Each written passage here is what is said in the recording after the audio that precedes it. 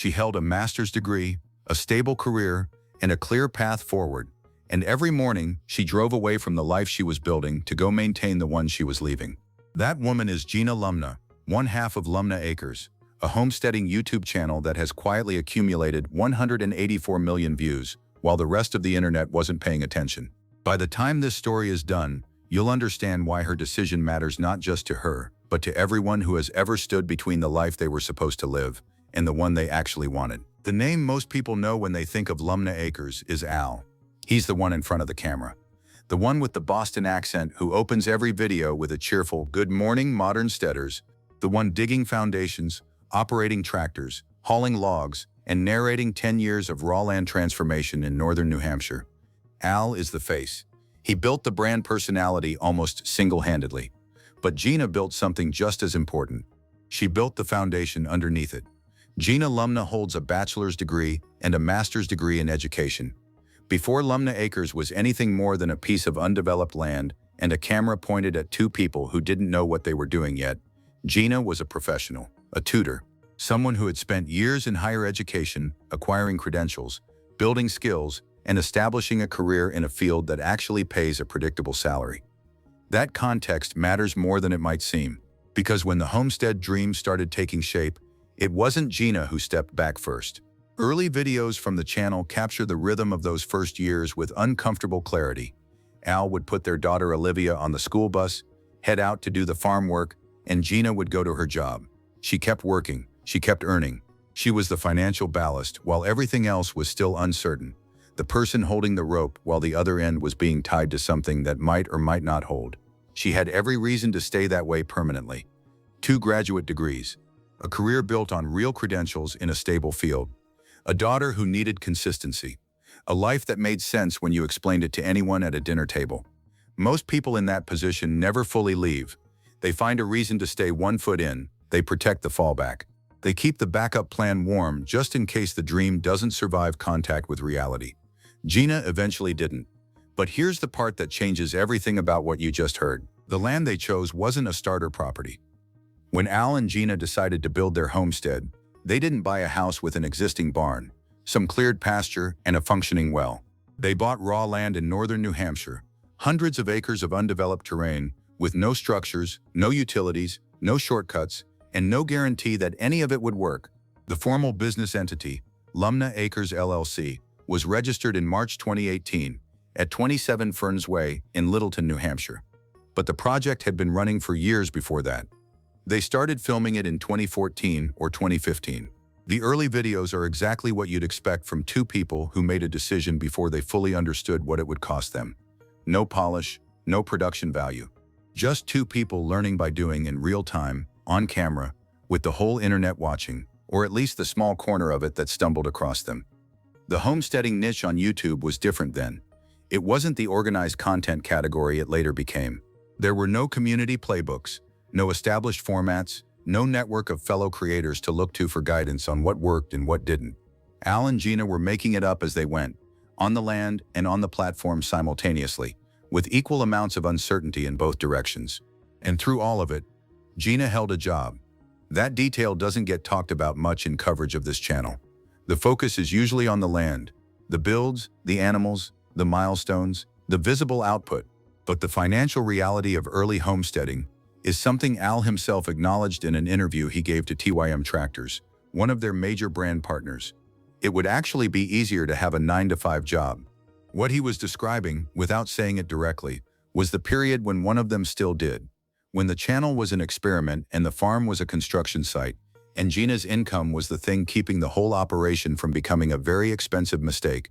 The property they were working on would eventually span 500 acres.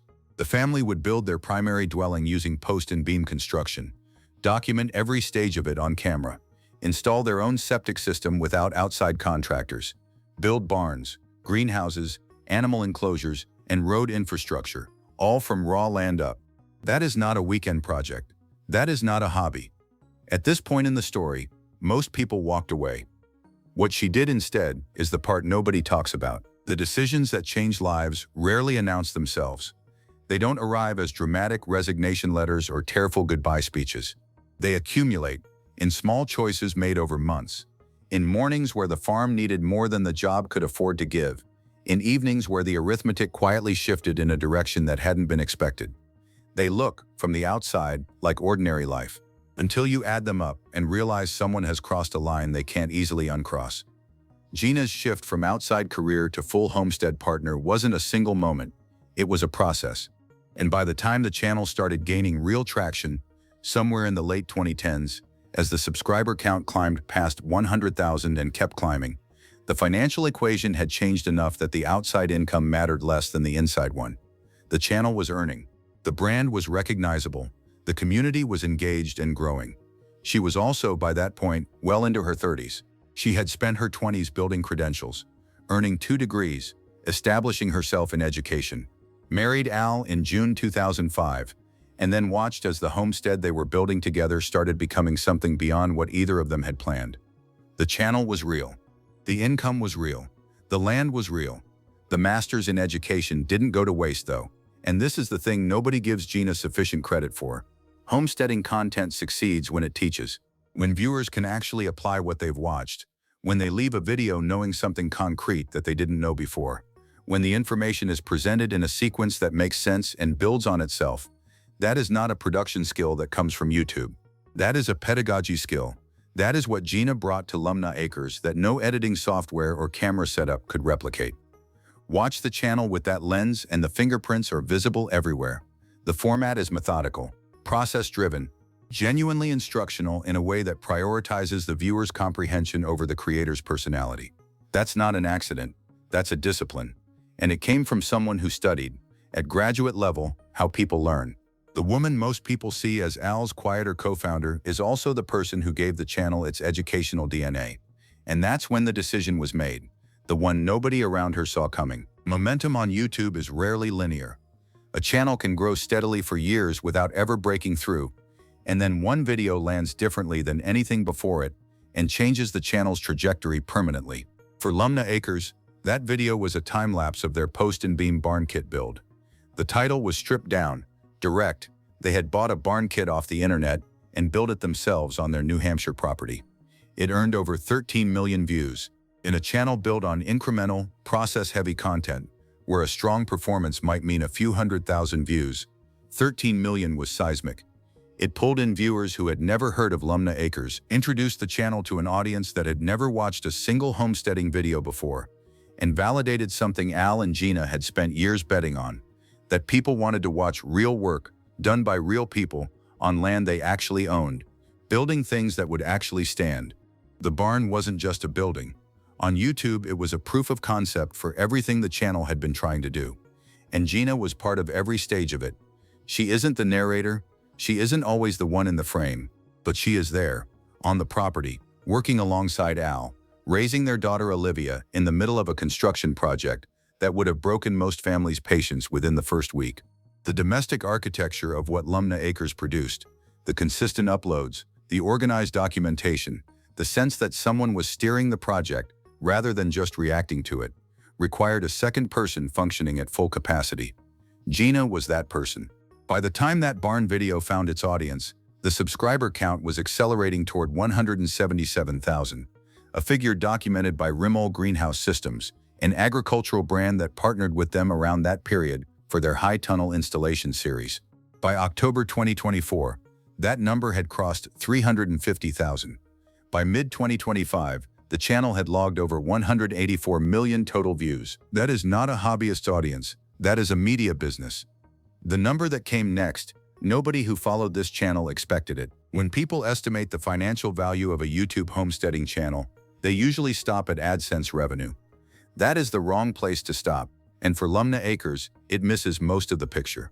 The channel's 184 million total views represent the top of a revenue pyramid that includes direct advertising, brand integrations, merchandise, and a long list of partnerships across the agricultural and outdoor lifestyle industry. Relied Greenhouse Systems featured them as a customer spotlight and built dedicated content around their greenhouse installation. TYM Tractors, a major equipment manufacturer, named them as an official brand partner, ran a formal editorial interview with Al about how the T574 model is used across their property, and listed Lumnah Acres in their national marketing materials. Ironcraft equipment appears in their current content. Factor Meal Delivery sponsors their recent renovation series. Cove Pure Air Filtration runs a direct promotion through their videos. These are not affiliate links. They are negotiated brand partnerships with real companies in categories their audience trusts. That kind of commercial infrastructure takes years to build and requires exactly the kind of systematic, trust-first content approach that Gina's educational instincts helped establish. The financial picture that emerges from 2026 estimates is substantial. Channel net worth is reported around $900,000. Monthly earnings from YouTube alone are estimated between $17,000 and $20,000. The 500-acre New Hampshire property, built from raw land at roughly $4,000 per acre, carries a land value approaching $2 million. The family has reinvested heavily into equipment, construction, and the farm itself. The TYM T574 tractor alone is a piece of professional-grade agricultural equipment. The post and beam home they built is a permanent structure on land they own outright. Taken together, the financial architecture of Lumnah Acres in 2026 looks nothing like what a tutor's salary and a side project could have built. When Gina walked away from her career, from credentials she earned at graduate level, from the stability of a profession that doesn't disappear when the algorithm changes, she was making a bet. A long, slow, expensive bet on something she and Al were building with their hands and their camera and their willingness to show every failure as clearly as every success. The people who watched her drive to work in those early videos couldn't have known where that commute was ultimately headed. Most people who know this story stop here, but the real story starts right now. 10 years into building one dream, most people would be done. They'd maintain what they'd built, keep uploading the same format, collect the revenue, reinvest carefully, and call it a career. The land was there, the house was standing, the barn had 13 million views. The brand was established, and the community was loyal, and there was absolutely no obvious reason to start over. In 2025, Al and Gina announced they had bought a 150-year-old vacant farm. Not an addition to the existing property, not an expansion, a full pivot, a new project in a new place with a new framework, layered on top of everything they had already built. The channel's YouTube description, which had read, "We purchased a large piece of raw land since the beginning," was rewritten entirely. It now reads, "We've taken on a whole new adventure. We've bought a 150-year-old vacant farm, a place we've dreamed about for years. Now, we're working to breathe new life into it and transform it into something even better, a thriving regenerative farm." That language shift is not casual. Regenerative farming is a distinct and technically demanding discipline, separate from off-grid homesteading in both philosophy and practice. It centers on soil biology, rotational grazing, carbon sequestration, water retention, and land stewardship over multi-generational timescales.